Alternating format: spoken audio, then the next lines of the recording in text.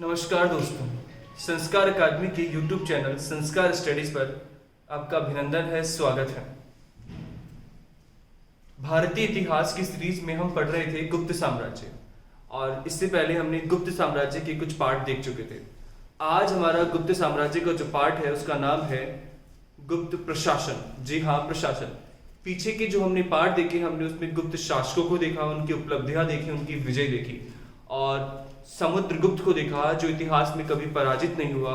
तो भारत का ऐसा शासक था जो कभी अपने युद्ध में पराजित नहीं हुआ, ऐसा शासक जिसका नाम था समुद्रगुप्त। तो हमने समुद्रगुप्त को देखा और महत्वपूर्ण शासक देखे। नवरत्न मंडली देखी जो चंद्रगुप्त द्वितीय के दरबार में थी। रामगुप्त को देखा जिसकी ऐतिहासिकता संदिग्ध थी, लेकिन उसके द्वारा चलाए गए तांबे की सिक्कों से हमें ज्ञात होता है कि रामगुप्त नाम का शासक हुआ और उसके संदर्भ में हमने कुछ ग्रंथ देखे। आज हम बात करेंगे गुप्त प्रशासन को लेकर के। जी हाँ, प्रशासन। प्रशासन क्या है?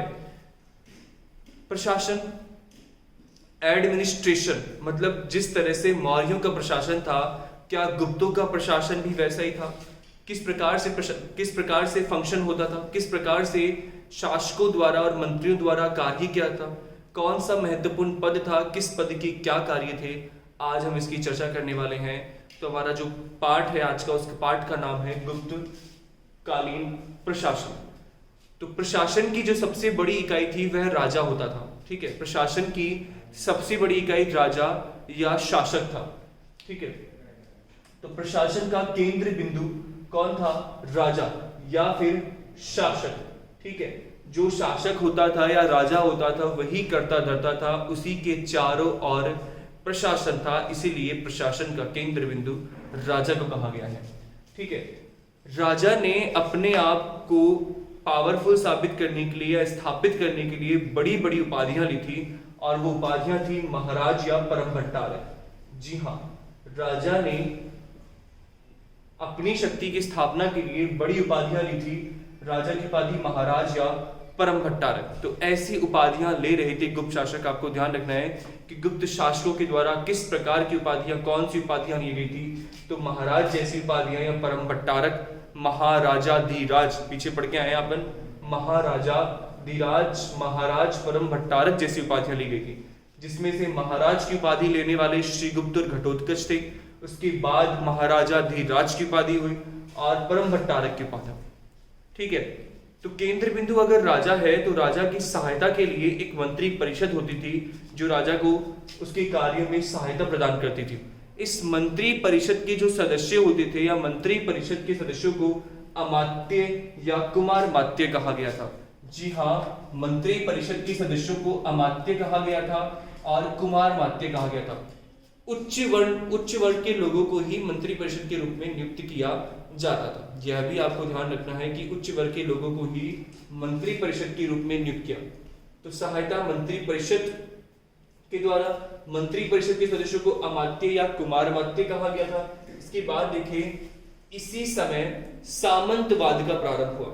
ठीक है, गुप्त काल की एक बड़ी उपलब्धि यह है कि सामंतवाद का, अगर अपन बात करें कि सामंतवाद का प्रारंभ या सामंतवाद का बीजारोपण भारत में किस काल से हुआ, तो गुप्त काल से हुआ था।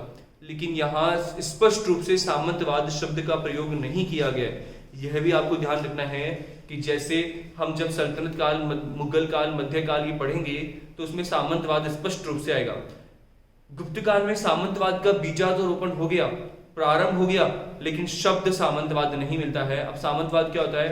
राजा के नीचे कार्य करने वालों को, जैसे कि फॉर एग्जांपल केंद्र में राजा है और राजा ने अपने प्रशासन को या साम्राज्य को कई भागों में बांट दिया है, तो छोटे छोटे भागों पर राजा का एक प्रतिनिधि होता था जो शासन करता था राजा के अधीन होकर के। तो वह सामंतवाद कहलाया, वह सामंत कहलाया। तो सामंतवाद का बीजारोपण गुप्त काल में, लेकिन सामंतवाद का प्रयोग सामंतवाद शब्द का प्रयोग गुप्त काल में नहीं मिलता है। तो अभी आपको इतना ध्यान रखना है कि इस समय सामंतवाद का प्रारंभ हो चुका था। अधिकारी की बात करूं तो अधिकारी जो होते थे, जो मंत्री परिषद के अधिकारी होते थे, वे वंशानुगत होते थे। यानी हमको ऐसे कुछ साक्ष्य या प्रूफ मिलते हैं जिसमें हम ये कह सकते हैं कि उनके जो अधिकारी थे वह वंशानुगत होते थे। पिता के बाद उसका पुत्र उस गद्दी पर बैठ सकता था, ऐसे कुछ हमको एग्जाम्पल मिले। तो अधिकारी वंशानुगत होते थे। राजा भी वंशानुगत होगा। राजा भी क्या होता था? वंशानुगत। ये तो हम देखकर के आ चुके हैं कि उत्तर वैदिक से काल से ही राजा का पद वंशानुगत हो गया। राजा के देवीय अधिकार के सिद्धांत को पुष्ट किया गया। तो यहाँ पर राजा जो होता था वह वंशानुगत होता था, राजा के बाद उसका पुत्र ही शासक बनता था। ठीक है, किंतु ज्येष्ठाधिकार नहीं था। यहाँ ज्येष्ठाधिकार से तात्पर्य यह है कि जरूरी नहीं है कि राजा का बड़ा पुत्र ही शासक बने, जो योग्य होगा वह क्या बन जाएगा? शासक बन जाएगा। तो राजा वंशानुगत होता था किंतु ज्येष्ठाधिकार इस समय नहीं होता था। बात करूं प्रमुख अधिकारियों की, तो प्रमुख अधिकारी ये मंत्री परिषद के अधिकारी हैं जो राजा को उसके कार्यों में परामर्श देते थे, सलाह देते थे, राजा के इर्द गिर्द रहते थे।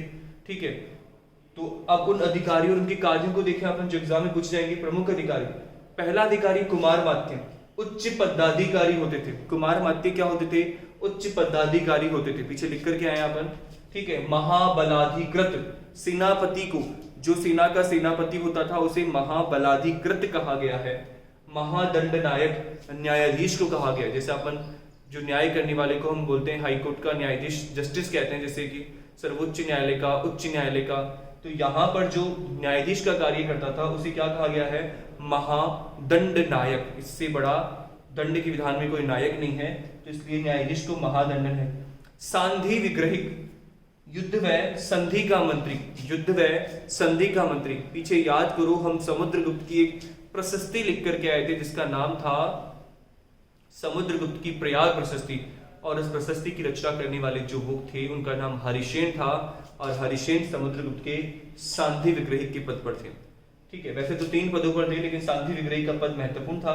युद्ध व संधि का मंत्री, यानी कि सांधि विग्रही का मतलब क्या है? युद्ध की स्थिति में निर्णय लेने वाला, और 2 राष्ट्रों के मध्य संधि कराने वाले को क्या कहा गया है? सांधि विग्रही कहा गया है। नेक्स्ट है दंडपाशिक, पुलिस अधिकारी को दंडपाशिक कहा गया है। फिर है अग्रहारिक, दान विभाग की मुखिया को क्या कहा गया है? अग्रहारिक कहा गया है। यानी कि जो दान विभाग था, कहाँ कितना डोनेशन दिया जाएगा, किसको कितना डोनेट दिया जाएगा, ब्राह्मणों को कितना दिया जाएगा, मंदिर के संदर्भ में कितना दिया जाएगा, गरीबों को कितना दिया जाएगा, तो जो भी डोनेशन है उस सब को देखरेख करने वाला जो था उसका नाम क्या था? अग्रहारिक था। तो दान विभाग का प्रमुख अधिकारी, दंडपाशिक, पुलिस अधिकारी। फिर बात आती है ध्रुवाधिकरण की, कर वसूलने वाले को ध्रुवाधिकरण कहा गया है। तो गुप्त काल में जो टैक्स वसूलता था उसका नाम ध्रुवाधिकरण था। ठीक है, फिर आता है पुरपाल, नगर के प्रधान अधिकारी को पुरपाल कहा गया है। ठीक है, नगर के प्रधान अधिकारी को क्या कहा गया है? पुरपाल। आप वापस देखेंगे प्रमुख अधिकारी, क्योंकि आपको सुमेलित करवाएंगे, तो कुमारमात्य उच्च पदाधिकारी, महाबलाधिकृत सेनापति, महादंडनायक न्यायाधीश, सांधि विग्रही युद्ध व संधि का मंत्री, दंडपाशिक पुलिस अधिकारी को कहा गया है, अग्रहारिक दान विभाग की मुखिया को कहा गया है, ध्रुवाधिकरण कर वसूलने वाला, और पुरपाल कहा गया है उसका नाम है नगर का प्रधान अधिकारी। तो नगरीय प्रशासन था, तो नगर का जो प्रधान अधिकारी था वो क्या कहलाया था? पुरपाल कहलाया था। तो ये गुप्तकालीन प्रशासन का छोटा सा पहलू। इसके बाद हम देखेंगे गुप्तकालीन प्रशासन की इकाई कि साम्राज्य कितने भागों में बटा हुआ था। अब आप इसको अच्छे से समझ गए होंगे क्योंकि इससे पहले हम वैदिक सभ्यता में पढ़ करके आए थे साम्राज्य का विभाजन, फिर उत्तर वैदिक काल में पढ़ा। ठीक है, उसके बाद हमने महाजनपद युग में पढ़ा, और उसके बाद हमने मौर्य काल में पढ़ा, और मगध में पढ़ा, मौर्य में पढ़ा। तो सभी जगह प्रशासन जो था बटा हुआ था। इवन आज भी हमारा जो प्रशासन वो बटा हुआ है, केंद्र से लेकर के गांव तक। जैसे कि फॉर एग्जांपल गांव में कोई दुर्घटना हो गई है या गांव में कुछ प्रॉब्लम हो गई है, तो प्रधानमंत्री यहाँ पे न्याय करने नहीं आएगा, उसका काम हर गांव में जाना नहीं है। तो केंद्र में सत्ता संभालने वाला प्रधानमंत्री, गांव में सत्ता संभालने वाला मुखिया या सरपंच है। तो उसी प्रकार से प्रशासन बटा हुआ है। जैसे कि हमारा केंद्र है, वहां मुख्य प्रधानमंत्री है। केंद्र राज्यों में बटे हुए हैं, तो वहां मुख्यमंत्री होते हैं। राज्य जिलों में बटे हुए हैं, वहां जिला अधिकारी होते हैं। जिले तहसील में बटे हुए हैं, तहसील गांवों में बटे हुए हैं, और गांव ग्राम सभा में बटे हुए हैं। तो उसी प्रकार से गुप्तों का प्रशासन भी इस प्रकार से बटा हुआ था। तो सबसे जो बड़ा पॉइंट था, जैसे कि मैंने यहाँ पे 3 पॉइंट बनाए हैं। वर्तमान संदर्भ में देश कहा गया है, गुप्त काल में क्या कहा गया, और यहाँ का प्रशासनिक अधिकारी। ठीक है, यहाँ का प्रशासनिक अधिकारी, ठीक है, कि उस क्षेत्र का प्रशासनिक अधिकारी कौन था। जैसे कि सबसे बड़ी जो प्रशासन की इकाई थी वह देश है, सबसे बड़ी प्रशासन की इकाई देश थी, और गुप्त काल में देश को क्या कहा गया है, साम्राज्य कहा गया है। क्या कहा गया है, साम्राज्य। गुप्त काल में देश को साम्राज्य कहा गया है, और साम्राज्य का जो अधिकारी था वह राजा होता था या फिर क्या होता था, शासक। साम्राज्य का अधिकारी राजा होता था या फिर क्या होता था, शासक, ठीक है। देश को राज्यों में बांटा गया, और राज्यों को क्या कहा गया है, भुक्ति कहा गया है। राज्य को क्या कहा गया है, भुक्ति, ठीक है। प्रांत कहा गया है या फिर क्या कहा गया है, भुक्ति कहा गया है। और इसका जो प्रशासनिक अधिकारी होता था वह होता था ऊपरी महाराज या गुप्ता। उसको ऊपरी महाराज या गुप्ता कहा जाता था। ठीक है, इसको थोड़ा सा यूं कर देते हैं, साम्राज्य और देश, ठीक है। तो वर्तमान संदर्भ में आ गया, और उस समय तो साम्राज्य को देश कहते हैं, और साम्राज्य का प्रशासनिक अधिकारी शासक। भुक्ति को प्रांत या राज्य कहा गया, यानी देश प्रांतों में बटे हुए तो साम्राज्य भुक्ति में बटे हुए थे उस समय। जैसे कि आज हमारे राज्य को, जैसे कि फॉर एग्जांपल राजस्थान है, मध्य प्रदेश, उत्तर प्रदेश है, इनको राज्य कहते हैं। तो उस समय इस प्रकार के जो प्रांत थे उन्हें क्या कहा गया था, भुक्ति कहा गया था। और भुक्ति का जो प्रमुख अधिकारी होता था उसका नाम था ऊपरी महाराज या गोप्ता, ऊपरी महाराज या गोप्ता, ठीक है। फिर जो भुक्ति थे वो जिलों में बटे हुए थे। भुक्ति किस में बटे हुए थे, जिलों में, और जिले का जो प्रशासनिक जिलों में बटे हुए थे, और जिलों को उस समय क्या कहा गया था, विषय कहा गया था। जिलों को विषय में डिवाइड किया गया था, और विषय का जो अधिकारी होता था उसको बोलते थे विषयपति। जी हाँ, विषयपति। इसके बाद जिले को आज जैसे वर्तमान संदर्भ में जिले तहसीलों में बटे हुए, तो उस समय विषय पैठ में बटे हुए थे। किसमें बटे हुए थे, पैठ। विषयों को पैठ में बांटा गया था। पैठ को वर्तमान में तहसील कहते हैं, और इनका जो प्रमुख अधिकारी था उसका नाम था पैठपति। क्या नाम था, पैठपति। नेक्स्ट है ग्राम। ग्राम को गांव कहा गया है, और ग्राम का अधिकारी कौन था, ग्रामपति। इंपॉर्टेंट है प्रशासनिक इकाई, यानी कि उच्च से लेकर के निम्न तक, नीचे के स्तर से लेकर के ऊपर का प्रशासन कैसा था।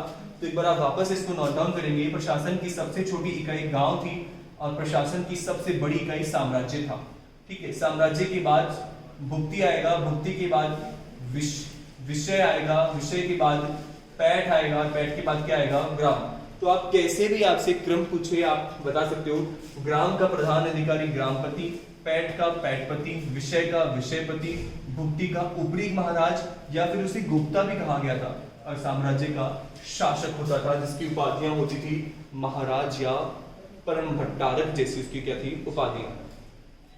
अब जो सीमांत प्रदेश होते थे उनके शासकों को भी गुप्ता ही कहा गया था। सीमांत प्रदेशों के शासकों को भी क्या कहा गया था, गुप्ता कहा गया था, ठीक है। तो सीमावर्ती क्षेत्रों का जो शासन चलाते थे उन्हें गुप्ता कहा गया था। अब जो अधिकारी हैं, चाहे से इन सभी क्षेत्रों के अधिकारी हो या फिर इस वाले ये वाले अधिकारी हो, इनको वेतन कैसे दिया जाता था।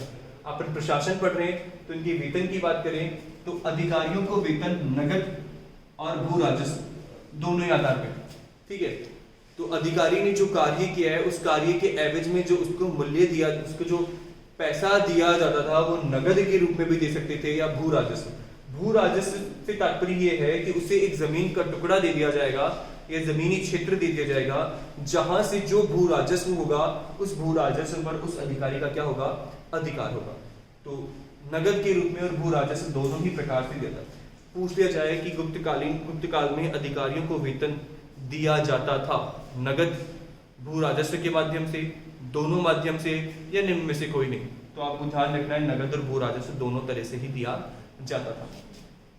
ग्राम प्रशासन के लिए ग्राम पंचायत पूर्णतः स्वतंत्र थी, यानी गांव का शासन चलाने के लिए ग्राम पंचायत पूर्णतः स्वतंत्र थी, उसके ऊपर किसी का अधिकार नहीं था, ठीक है। वो किसी की दबाव में नहीं थी, वो स्वतंत्र निर्णय लेती थी। तो ये भी इंपॉर्टेंट है कि इनको मुक्त रखा गया था। ग्राम प्रशासन के लिए ग्राम पंचायत पूर्णतः क्या थी, स्वतंत्र थी। इनके निर्णयों में किसी भी ऊपरी प्रशासन का इंटरफेयर नहीं था। नेक्स्ट है गुप्तकालीन कर। टैक्स की बात करें तो टैक्स आपको हमेशा ध्यान रखना है, जब से सत्ताएं शुरू हुई, सत्ता मतलब जब से समाज आया, प्रशासन आया, राजा आया, तब से लेकर अंग्रेजों तक प्रशासन, इनकम का जो सबसे बड़ा आधार था वो क्या था? भू राजस्व कर ही था। ठीक है, भू राजस्व कर या भूमि कर इनकम का सबसे बड़ा आधार था। तो भूमि कर से के माध्यम से सर्वाधिक कर होगा। तो गुप्तकालीन कर, कर के नाम और कौन सा वो कर था? पहला कर देखो भूमि कर। मौर्य काल में भूमि कर 1/6 लिया जाता था। ठीक है, तो यहाँ पर भी भूमि कर है जो 1/6 से लेकर के 1/4 तक लेने का रिवाज है। यानी कि आई थिंक 14 या 16% से लेकर के 25% तक भूमि कर लिया जाता था। तो 1/6 से 1/4 तक भूमि कर लिया जाता था। गुप्तकालीन कर कौन कौन से थे? पहला कर था भाग। भाग कहते थे भूमि कर को, भूमि की एवज में लिया जाने वाला कर। दूसरा कर है भोग, राजा को दिया जाने वाले उपहार। तो राजा को जो उपहार दिए जाते थे, जैसे कि उसको प्रतिदिन उसके किसानों के द्वारा या ग्राम के द्वारा उसको उपहार दिए थे। उपहार में फल फूल सब्जी या जो भी उनके द्वारा उपज में प्राप्त होता है तो उसे राजा को उपहार में देते थे। उस प्रकार के कर को क्या कहते हैं? भोग। जैसे हम भगवान को भोग लगाते हैं वैसे राजा को भोग। तो भाग भूमि कर, भोग राजा को दिया जाने वाला उपहार था। फिर एक कर है जिसका नाम है उद्रिंग। उद्रिंग किस प्रकार का कर है? अस्थायी काश्तकारों से लिया जाने वाला कर। अस्थायी काश्तकारों से लिया जाने वाला कर। तो ऐसे काश्तकार जो अस्थायी थे, कुछ समय के लिए थे, तो उनसे जो कर लिया जाएगा उस कर का नाम था उद्रिंग। बलि एक प्रकार का धार्मिक कर था। ठीक है, बलि किस प्रकार का था? धार्मिक। फिर है प्रत्याय, यह आयात का शुल्क होता था। और एक है शुल्क, सीमा बिक्री शुल्क। तो प्रत्याय आयात शुल्क और शुल्क सीमा बिक्री शुल्क। अब जनता अपने राजा को करों का भुगतान कैसे करती थी? क्या जनता नगद के रूप में कर देती थी या फिर अन्न? क्योंकि उसके पास उपज में क्या होगा? अन्न होगा। तो जनता के द्वारा राजा को दोनों प्रकार से ही कर दिया गया। वह अन्न भी दे सकती थी और नगद भी दे सकती थी, जिसको हिरण्य कहा गया है। ठीक है, उस उपज का कुछ भाग जो तय किया गया है 1/6 1/4, जैसे कि 1/4 अगर तय किया गया है, अगर किसी भी व्यक्ति को अपने खेत में 100 बोरियां उपज में प्राप्त हुई है तो 25 बोरियां वो टैक्स के रूप में दे सकता था। ठीक है, और नगद 25 बोरियों का मूल्य भी वो दे सकता था। तो दोनों प्रकार से कर दे सकते थे करों का भुगतान, अन्न के रूप में भी और किसके रूप में भी? नगद के रूप में, दोनों के रूप में किया जाता था। तो ये गुप्त प्रशासन का छोटा सा पार्ट था जिसका नाम है गुप्तकालीन प्रशासन और दूसरा है गुप्तकालीन प्रशासनिक इकाइयां। वापस देखो एक बार, प्रशासन का केंद्र बिंदु राजा होता था जिसे शासक कहा जाता था। राजा के द्वारा बड़ी बड़ी उपाधियां ली गई जिनमें महाराज और परम भट्टारक और महाराजाधिराज जैसी उपाधियां थी। सहायता के लिए मंत्री परिषद होती थी। मंत्री परिषद के सदस्य उच्च वर्ग के होते थे जिनको अमात्य और क्या कहा गया है? कुमार मात्य कहा गया है। इसी समय सामंतवाद का प्रारंभ हुआ। पहली बार गुप्त काल में ही सामंतवाद आया, लेकिन सामंतवाद शब्द का हमें कहीं भी प्रयोग नहीं मिला है। अधिकारी वंशानुगत होते थे, राजा वंशानुगत होता था, किंतु ज्येष्ठाधिकार नहीं था। मतलब कोई जरूरी नहीं है कि बड़ा पुत्र ही क्या बने शासक। प्रमुख अधिकारी में कुमार मात्य जो उच्च पदाधिकारी था। महाबलाधिकृत सेनापति को कहा गया है। महादंडनायक न्यायाधीश होता था। सांधि विग्रही युद्ध के व संधि का मंत्री। दंडपाशिक पुलिस अधिकारी को कहा गया है। अग्रहारिक दान विभाग का मुखिया। ध्रुवाधिकरण कर वसूलने वाला अधिकारी और पुरपाल नगर का प्रधान अधिकारी। ये प्रशासनिक इकाइयां हैं। केंद्र की प्रशासन की सबसे बड़ी इकाई साम्राज्य है जिसे वर्तमान संदर्भ में देश कहा गया और इसका जो अधिकारी होता था वो शासक। सबसे छोटी इकाई ग्राम या गांव थी जिसका अधिकारी ग्रामपति होता था। ठीक है, तो सबसे छोटी ग्राम, ग्राम से ऊपर पैठ, पैठ से ऊपर विषय, विषय से भुक्ति और भुक्ति से क्या था? साम्राज्य। सीमांत प्रदेश के शासकों को या वहां का जो शासन करते थे उन्हें गोप्ता कहा गया था। अधिकारियों को वेतन नगद व राजस्व दोनों के रूप में दिया जाता था। ग्राम प्रशासन के लिए ग्राम पंचायत पूर्ण स्वतंत्र थी। भूमि कर 1/6 या 1/4 तक होता था। प्रमुख कर भाग था जिसको भूमि कर भोग राजा को दिया जाने वाला उपहार जिसमें फल फूल सब्जी। उद्रिंग अस्थायी काश्तकारों से लिया जाने वाला कर। बलि एक धार्मिक कर था। प्रत्याय आयात शुल्क था और जो शुल्क है लास्ट वाला उसे सीमा बिक्री शुल्क कहा गया है। करों का भुगतान अन्न व नगद के रूप में किया गया था। तो आज की हमारी क्लास थी गुप्त प्रशासन को लेकर के। इसके बाद हम पढ़ेंगे गुप्त काल का नेक्स्ट पार्ट। धन्यवाद।